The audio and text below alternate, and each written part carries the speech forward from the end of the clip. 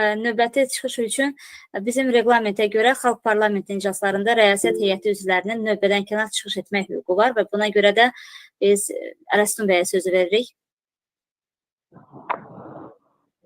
Hər vaxtınız xeyir, hörmətli millət vəkilləri, təşəkkür edirəm xanım sədr. Və mən bir məsələyə toxunmaq istəyirəm. 1 dəqiqə, 2 dəqiqə reglamentdən kənara çıxsam, haqqınızı halal edeyim və bunu üzrlü sayın. İnsan haqlarından bağlı vəziyyət Azərbaycanda bərbaddır, acınacaqlıdır. Bu artıq insan haqlarının pozulması deyil, bu insan haqlarının kütləvi pozulması deyil, bu Azərbaycanda xalqa qarşı soyqırım siyasətidir. Bir dəfəlik bunu öz adı ilə çağırmalıyıq. Amma mən xüsusi bir məqama toxunmaq istəyirəm. Bu Azərbaycanda ən böyük siyasi məhbus zümrəsi olan inanclılara. Təəssüf eləyirəm, deməliyəm.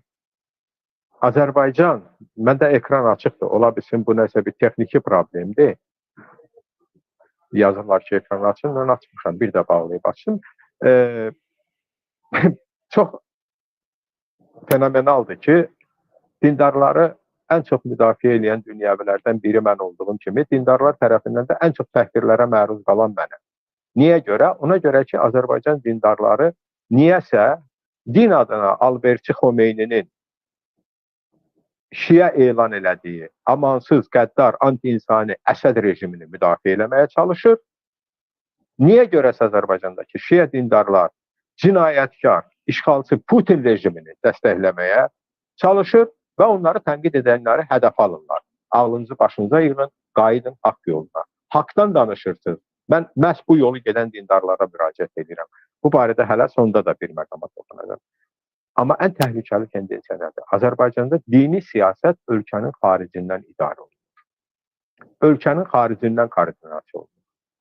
Mən bir neçə son 3 ay ərzində baş vermiş fakta istinad edəcəm. Bu kifayət edir.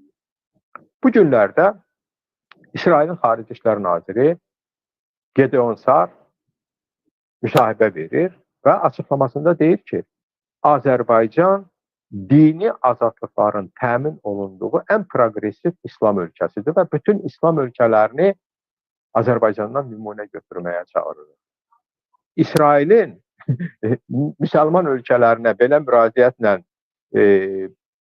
ünvanladığı, belə müraciət ünvanlanması əlbəttə ki, bu həyasızlığın pik nöqtəsidir. İndi bunu qoyuram bir kənara.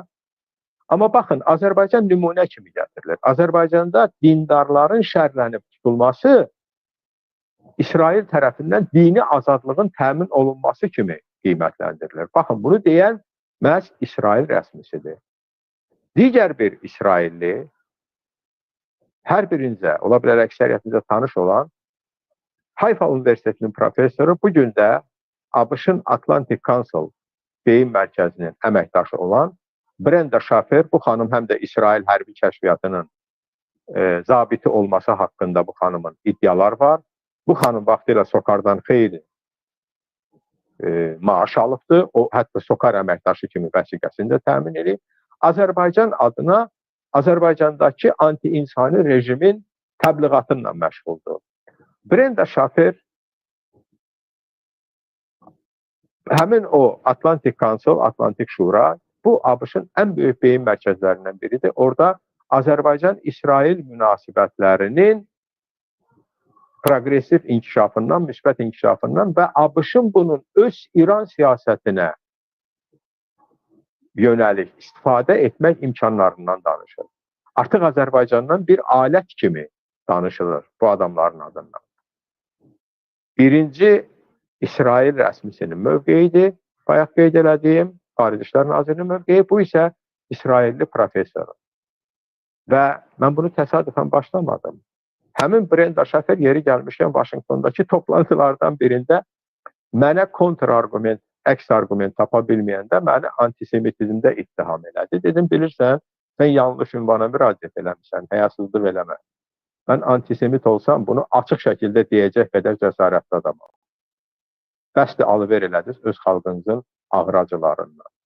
Və bütün bu həyasızlıq, görün, bundan bir neçə il əvvəl hansı formada özünü göstərmişdi. Həmin Brenda Schaffer Bakıda Azərbaycan rəsmilərinin də iştirak etdiyi bir konferansda Azərbaycana tövsiyə verir. Siz düzgün dini dəyərləri seçməlisin.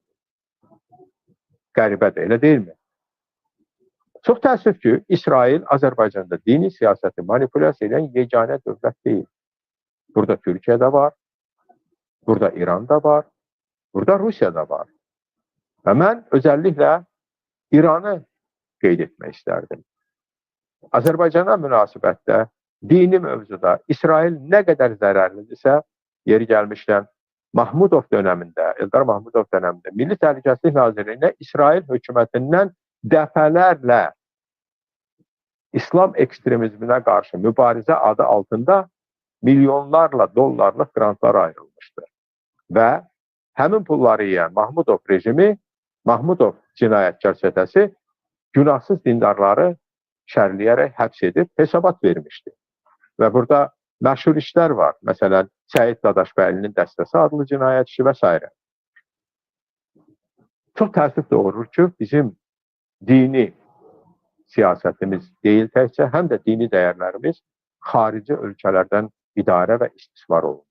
Bu çox təhlükəli tendensiyadır. Və çox təəssüf ki, məhz bizim dindarların da böyük bir hissəsi məhz o xarici təsirin, xarici güclərin təsiri altında davranır. Və bu Azərbaycanda böyük bir partlayış üçün saat mexanizmi minanın yetişdirilməsi prosesidir. Mən buradan bizim dindarlarımıza müraciət edirəm, inanclarımıza müraciət edirəm. Bəlanın kökünü ABŞ-da, İsraildə, Türkiyədə, Rusiyada, başqa bir yerdə, Avropada axtarmayın. Xilasın da kökünü İranda axtarmayın. Sizin xilasınızın kökü, mənbəyi Azərbaycandadır.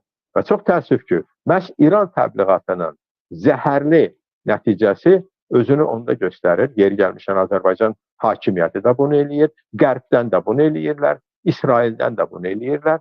Azərbaycanda inanclılarla dünyavilər arasında böyük bir uçurum yaradılıbdır. Rüfət Səfərov həbs olunur, hüquq müdafiəçisi, hansı ki, dindarların hüquqları uğrunda ciddi mübarizə aparan şəxslərdən biri idi. Dindarların bir neçəsi öz Facebook profilində Amerikaya səfər eləyəndə bilmirdi, tutulacaq kimi bunu əsaslandırırlar. Bu əxlaqsızlıqdır. Bu heç bir dəyərlər çərçivəsinə sığmır. Amma bilin ki, bütün bu tendensiyalar İrandan idarə olunur. Misal gətirirəm sizə, həbs olunub, şərlənib tutulan dindarların hüquqları uğrunda yorulmaz mübarizə aparan Arzu Abdullah dindarlar tərəfindən hücumlara məruz qalır. Və deməli, aparılan araşdırmalar göstərilir ki, Arzu Abdullah'a qarşı hücumların təşkili Tehrandan idarə olunur. Tehranda yaradılmış Facebook profillərindən idarə olunur.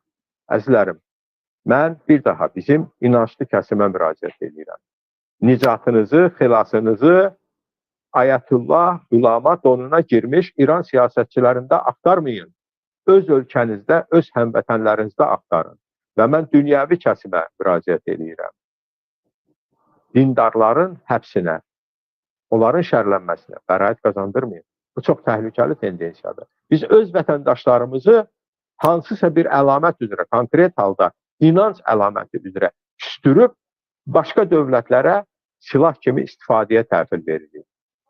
Bu, Azərbaycan dövlətinin gələcəyi üçün çox böyük təhdidlər, çox böyük təhlükələr vəd eləyir.